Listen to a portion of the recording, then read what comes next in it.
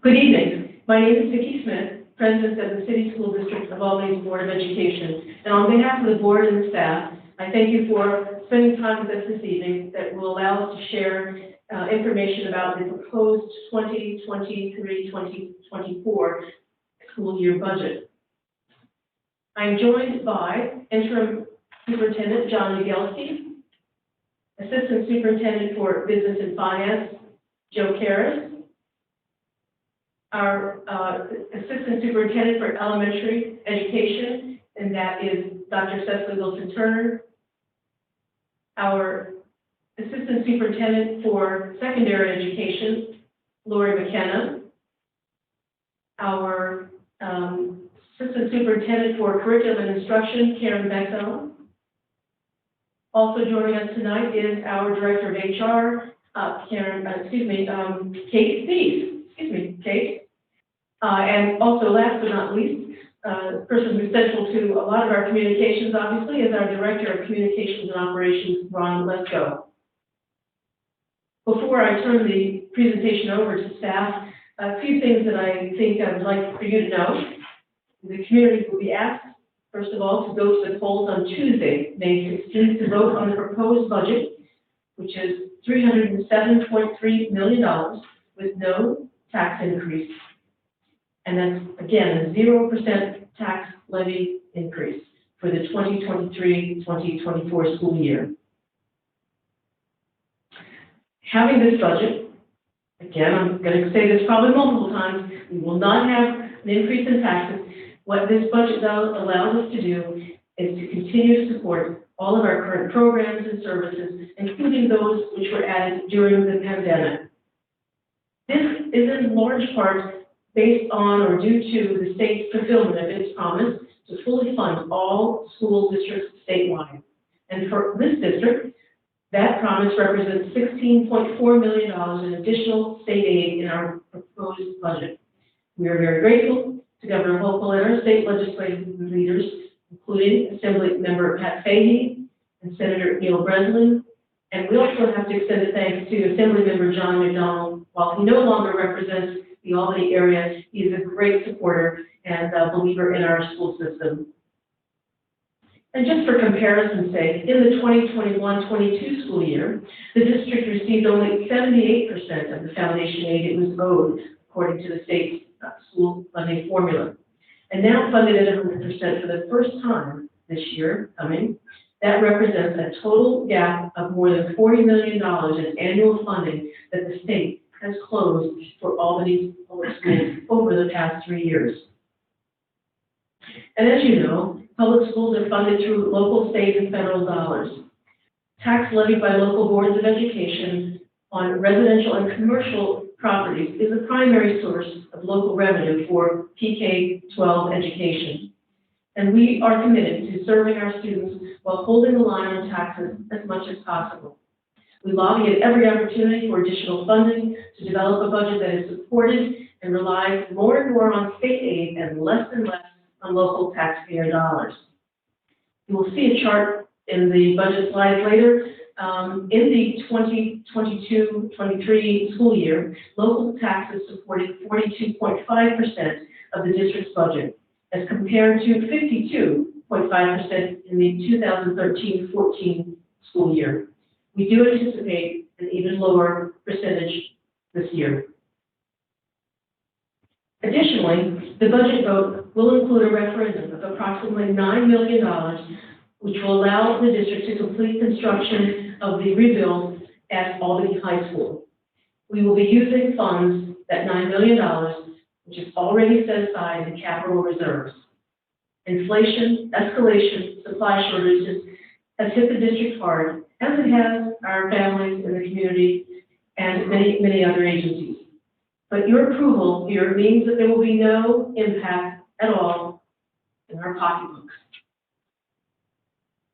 Last year, with voter approval, the district purchased 2 parcels of land near the Edmund J. O'Neill Middle School of Excellence, which houses our Albany International Center. And this year, with your approval, our students will have 2 new playgrounds at the school And additionally, I want to say that we're pleased that this year you'll see us, with your approval, modernizing and installing energy-saving lighting in our building, throughout our building, and we will also update HVAC systems in our schools as well. Doing all of this will improve, of course, the teaching and learning environment in our schools and save the district's money over time. Looking at multi-year projections, we are working to create stability for our students and employees. And this includes moving staff off of American Rescue Program funds to the general fund. This signals our commitment to retaining staff and to sustaining student support services, and thus ensuring student success. And finally, the community will be asked to consider the 2 current school board members' bids to be reelected to the Board of Education. The terms of Vice President Ann Savage and member Damaris Mann expire at the end of June. So that's a lot. I will turn this over in a moment to Mr. Karras. And Mr. Karras, I think there is a way that our public can submit questions as part of tonight's forum. And so there's a feedback form there. It's albanyschools.org/feedback. And I know that a couple of questions have come in, and we will get to those at the end of the full presentation. So I'll turn things over to you, sir. Thank you, President Smith. You're welcome. As always, when we build our budget and work with our cabinet, we look at our district vision, mission, and goals as to providing the best opportunities for our students while being fiscally responsible for our community members.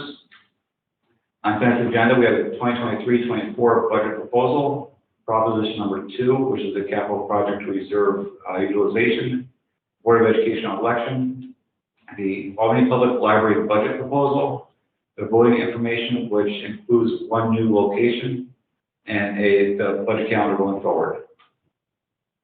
The budget development goals, we always want to support our students' academic and social and emotional needs as we rebuild from the pandemic. Strategically, we plan in a fiscally responsible manner to continue the support of our students and to use our one-time COVID-19 relief funds and to minimize the tax impact on our residents.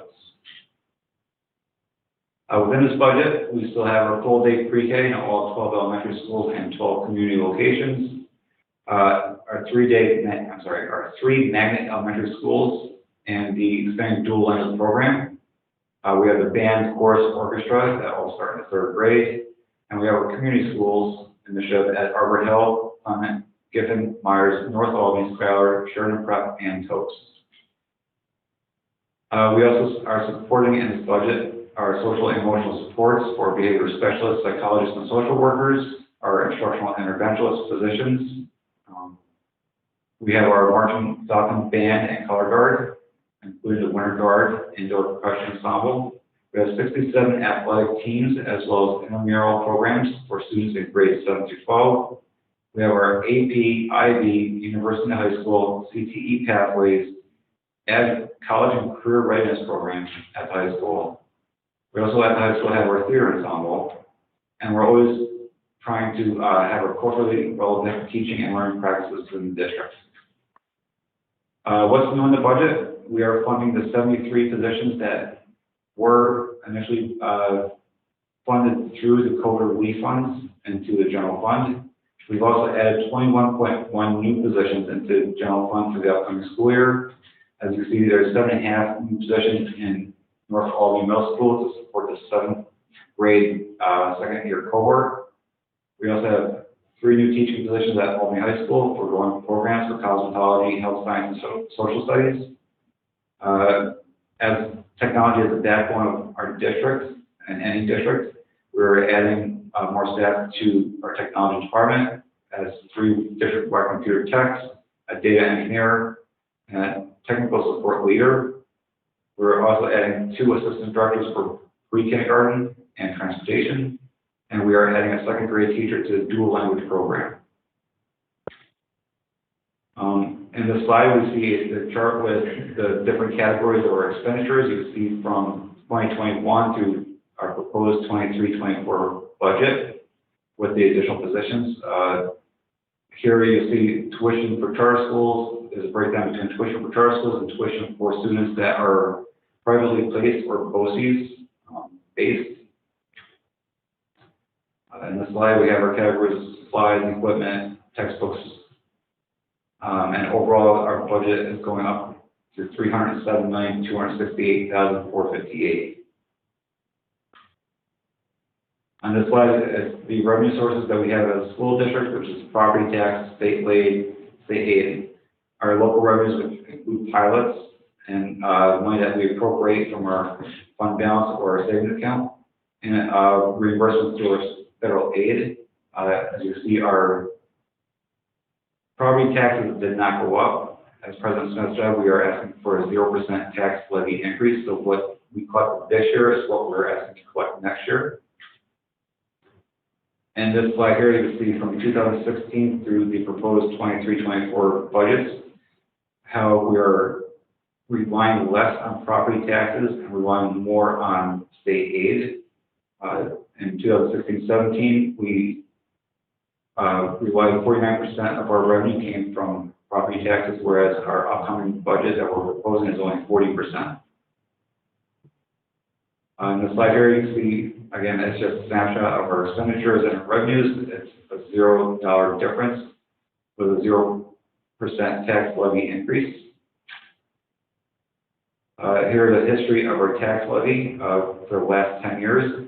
And over that timeline, we had 3 zeros. Well, we're hoping for our third one in this upcoming budget.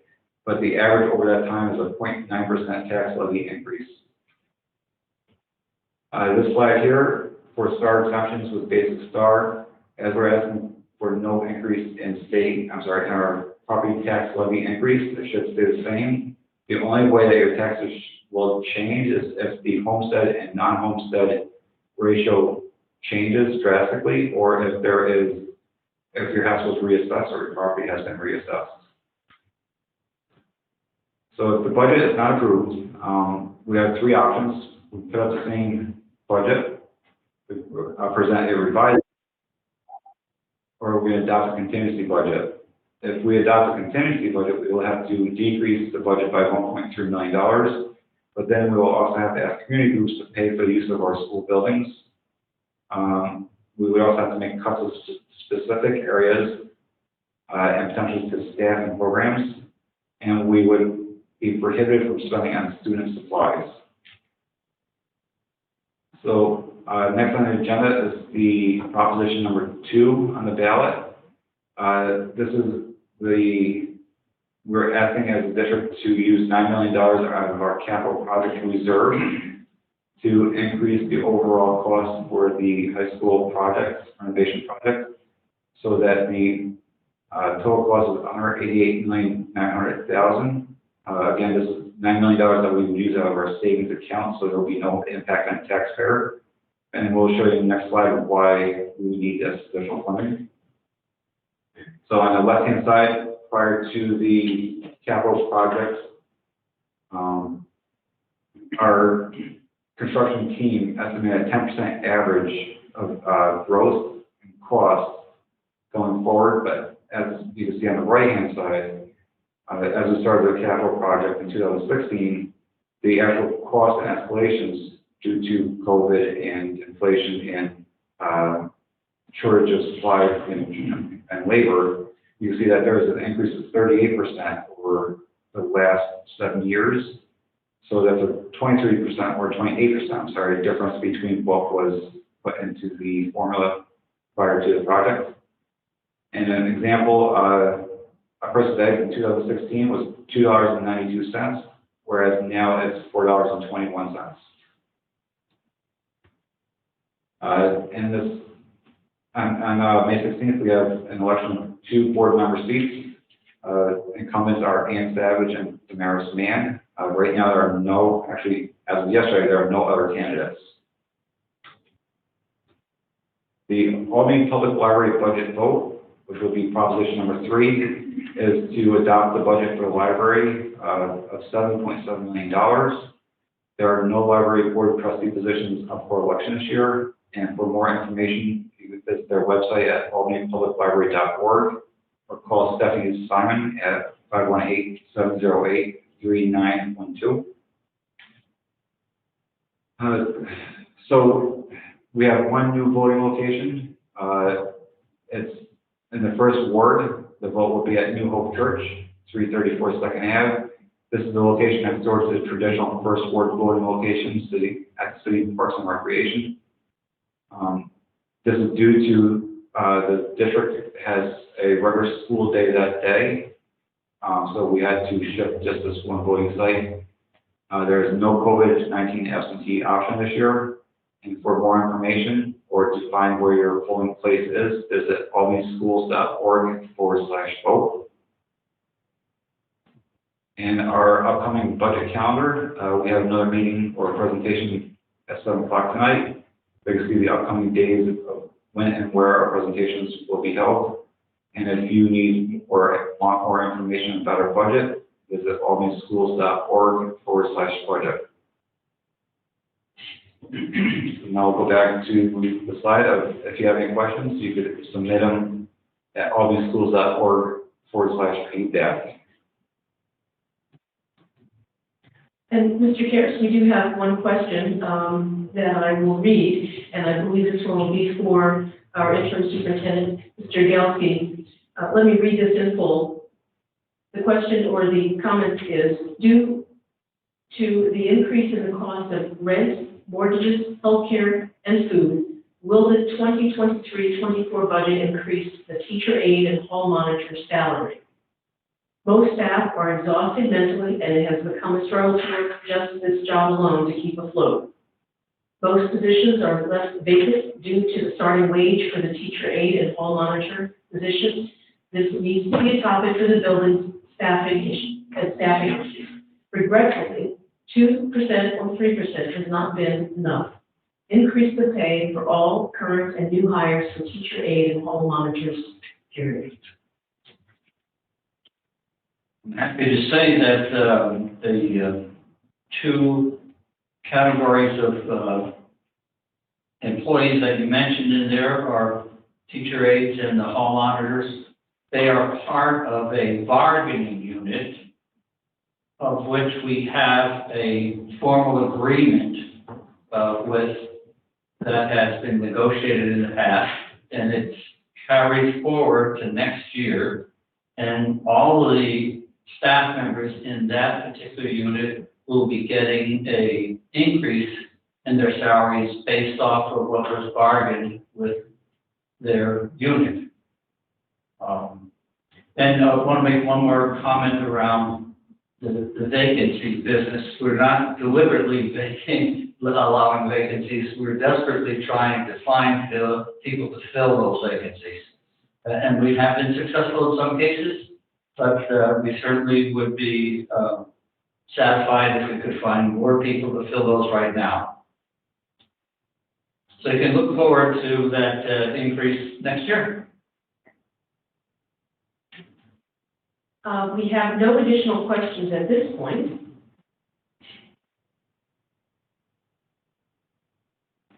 And let's see, Mr. Karras, any additional comments or anything that you think we need to make? And Cabinet's here as well. No, if you have any questions, you can reach out to us, or if you want more information about the budget, please visit the website. If you have a question about where your location is, please visit the website, albanyschools.org/vote. You can put in your address and it'll say welcome ward or location. You can go vote. That's it. Terrific. Well, we thank you for joining in, listening in, and we're set for an additional public comment, presentation at 7 with the NAACP. And we look forward to getting your questions if you have any. Thank you very much and good evening.